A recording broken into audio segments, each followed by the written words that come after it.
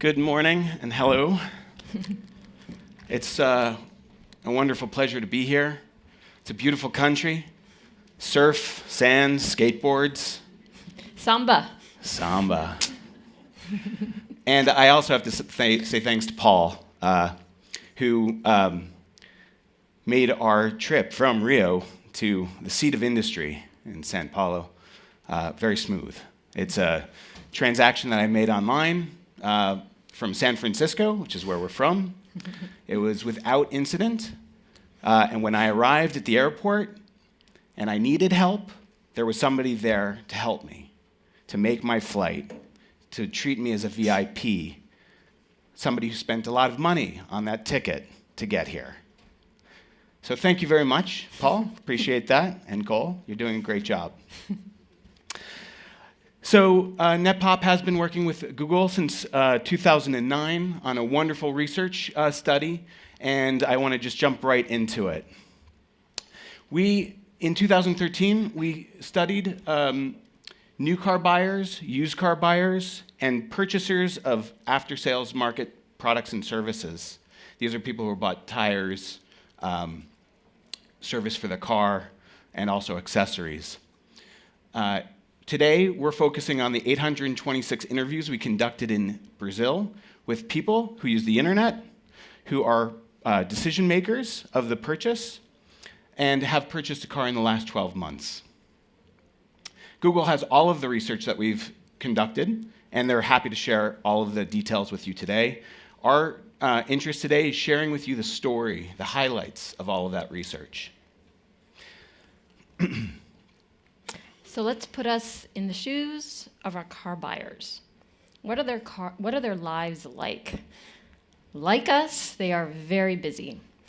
They're managing jobs. They are managing their schedules, their busy calendars. They have relationships to manage. They have spouses. They might have kids. Their lives are very, very busy.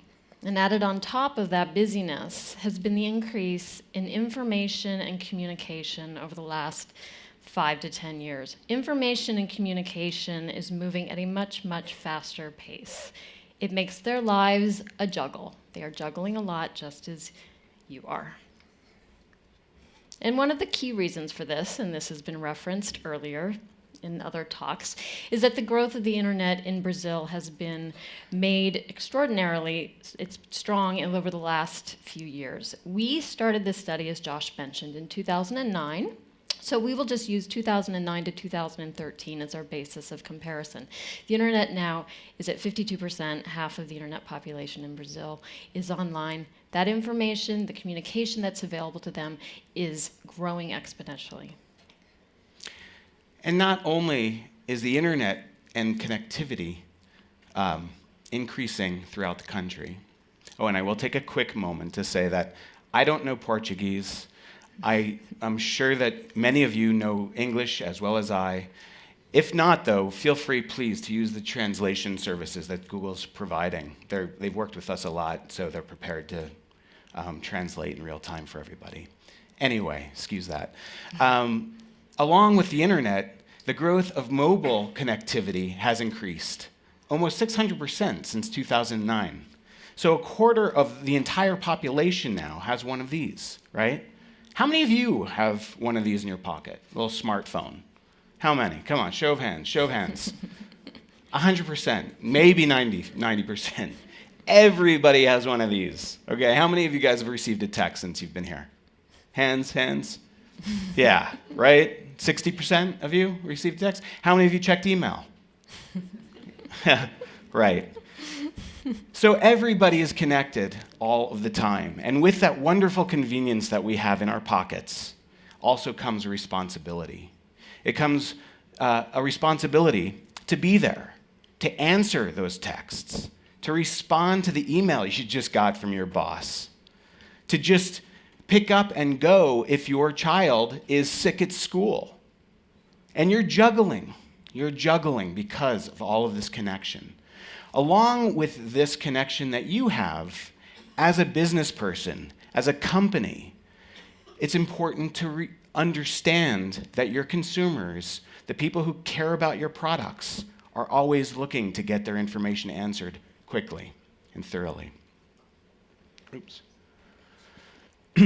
So how does that correspond to that online connectivity and smartphone access to auto research? Well, to me, this is a very interesting slide. In 2009, of the same population that we studied in 2013, 71% used internet sources to research their automobile purchase. That's a lot of people. Today, virtually everybody is using online sources to conduct their automobile research. This is important because not only is it more people, it's top of mind. This is where people are going to find the information that's available for them, the way they want it, the speed with which they want it.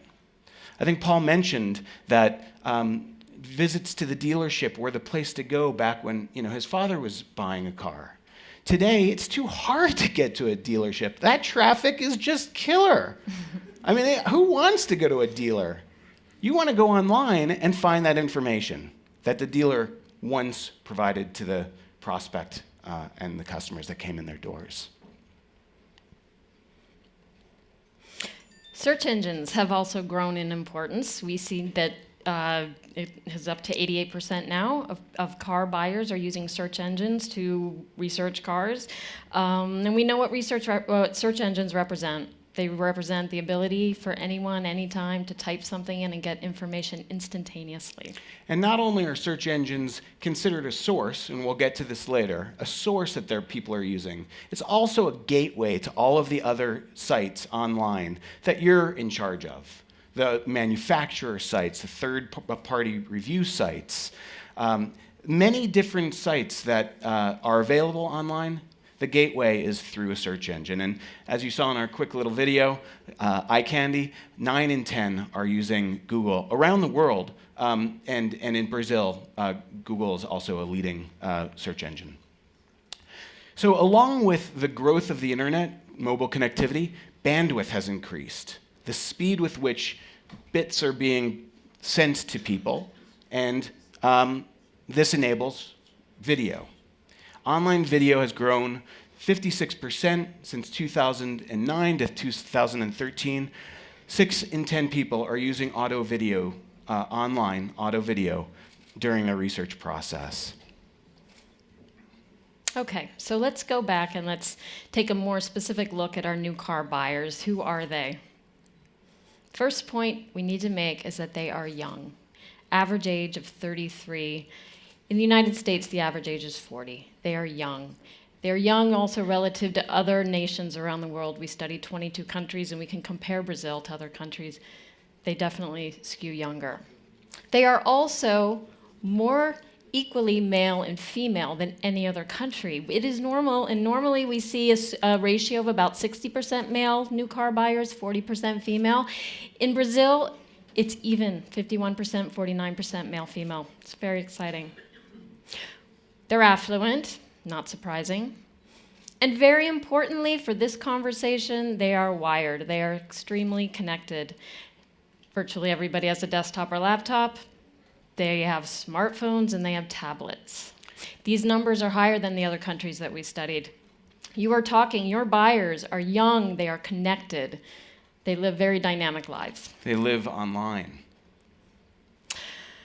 So, why do they buy a car? Aside from the fact that, they have an old car and it needs to be replaced, what are the top triggers for purchasing a car in Brazil? The top one for Brazil is a good financing opportunity. There must be good deals out there because they are looking to jump on them. The second top reason in Brazil, is that they want the latest features. There is something about a car that they want for their lives, and they're going to get it. And the last, and interestingly for Brazil, is a new job. 23% say that they were motivated to buy a car because they got a new job. Now think about what a new job represents for someone's identity, and think about what a car represents for their identity. They're building a life, a new job. They want that new car to match that. Now there's a fourth reason that we looked at globally that's also important. It comes next on Brazil. It's not on the slide. 21% say fuel efficiency. Fuel efficiency is less important in Brazil than these other factors. That's probably changing. It's grown from 17% in 2009. But there you have the top 3 reasons. So our new car buyer enters the market. 13% of the new car buyers know nothing about the make or type of car that they're interested in buying. 13%, no idea. 35% know the make, whether they're interested in a Fiat or a Chevrolet or a Citroën, but they don't know whether it's going to be a 2-door or 4-door or an SUV. 12% know that they really want that convertible. Man, Rio in a convertible, can't beat it. So, and then 24% have some idea of a combination of these that they're looking to buy. So it's important to recognize that only 16% of the buying population knows the exact make and type that they're going to buy. And this is lower than other countries. You have fresh car buyers. They really are entering the market with open minds. So when they enter this market, they are bombarded with a more competitive landscape of brands vying for their attention. As Paul said, there are 99 manufacturers now present in Brazil. They are all going after the buyer. Through this haze of message that the consumers are receiving out there, your buyers are considering 4.6 brands. They're whittling it down and saying, these are the brands and the types that I'm going to be looking after. I'm going to look to decide on which one. That's higher, by the way, than most other countries. So they're more open-minded. They're more apt to be competitively shopping around to make sure that this exciting decision goes right for them. We also want to point out that they're also more likely to be first-time car buyers. 13%, still a minority, but in the United States, only 2% say that they're buying a car for the first time. So you also have, that dream, you're buying your first car, you're more likely to be talking and relating to consumers on that level, and that's very exciting. Okay, so let's get more specific about how they purchase, how they decide the car that they want to buy. We heard earlier a wonderful point, which is that cars are a special purchase. They're an important purchase, and people may be spending years prior to the time that they can afford their first car deciding what that brand is that is right for them. So how do they discover new makes and types? We're going to look at that.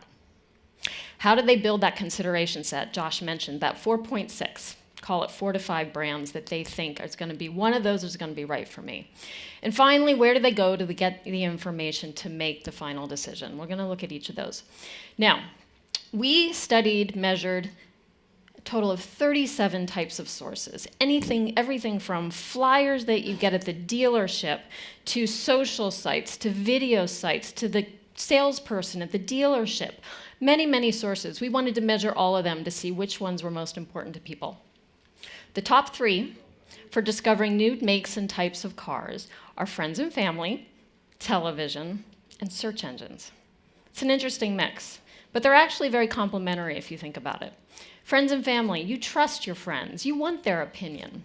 You might look up to a friend or someone in your family, and they bought a certain brand of car. You want to know what that is, and you want to know why. Second is television. Now that makes sense, right? There was the reference earlier to the beautiful television commercials. It's a great way to have that emotive experience, to start to learn about the emotion, the soul of the brand. Television commercials give you that. Search engines. Search engines. Wow. Look at that, 71%. How long has television been around versus search engines? It's comparable. What do search engines give you? That ability to take the brand that you heard about from a friend or a family, or watch or learn about that brand on TV, and go and learn more about it on your own accord. The surprise, search engines. 10 years ago, 15 years ago, not on the slide. Today, vying with television around the discovery of makes and models. So we go to the next step, which is that consideration set. Whittling down to a few brands that you're really going to focus on. The top 3 ways that people do this, still the same sources. Friends and family, television, search engines. Now we get to the last one. What information do you use to decide what to buy? There are two new sources that come up on this slide. The first is the auto manufacturer site there at the bottom. Now they want to go specifically to your site to find out more information about the cars that they want. The other one that comes up at this stage is on the top. The dealer, the store, the salesperson. They want to talk to that individual, that consultant who can help verify that decision for them. They want to get to know that consultant, make sure that salesperson represents who they are because they're buying a brand and they want a relationship with your company, and that salesperson is the face of that relationship. Search engines are still on there. And Josh is going to explain a little bit more about search engines, because earlier, remember, we said that 88% use search engines. Why is it 56, and how did we get to 88? So we have been working with Google since 2003, and we're very, very conscious of the way that we're presenting search engines to these other sources of information. We want to do it apples to apples, and this is what people say is a primary source of information. But we all know when we're going to a search engine, we're also trying to find different sources of information, that gateway. So when we ask people if you've used Google to find other sources of information, it turns out that this use increases to 88%, far outstripping the other sources that people are using to actually find that information.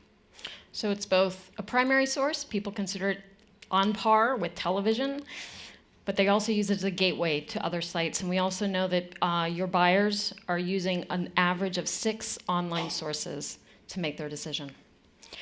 All right, now we have to talk about devices, right? We have to talk about mobile. We saw earlier that your buyers are very connected. They've got their smartphones, they have their tablets, they have computers. Of the owners of those devices, this is the percent that are using them to research cars. So if you own a smartphone, 62% are using them to buy cars. Among your tablet owners, 44% are using them to research cars. What about the share of time, though? Are they spending equal time across those devices? No. Predominantly still, the majority of time is spent on that desktop or laptop computer, and you can understand why. It's a bigger screen. This is a high consideration purchase. They need the rich information. They need that bigger screen. However, we do think that the trend towards smartphones and tablet research is going to increase as people become more comfortable and the information, the content on those devices become easier to use. And why is that? Because we're all busy. This research is happening whenever and wherever people are that they have a free moment of time. It's happening over about 3 months that they're, on average, making their purchase decision. And when they're on the road or waiting in line or in their commute, they might see an ad, they might have that 5 minutes, they're going to their smartphone, their tablet, and they're doing some research. They're doing it everywhere, whenever they can. So now they've done all of this research, and they're finally attempting to contact the manufacturer for 1 or 2 last questions. The 55% are reaching out to the Citroën, Ford, the Fiat, your companies, to ask for that vital bit of information. It's like me going to the airline terminal and not knowing exactly how to check in and being met by that beautiful attendant who says, "Oh, I can help you.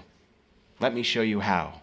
Perfect goal, presentation, perfect, wonderful. Cute uniforms. Great uniform. Loved it. I mean, really wonderful, made me feel like a VIP.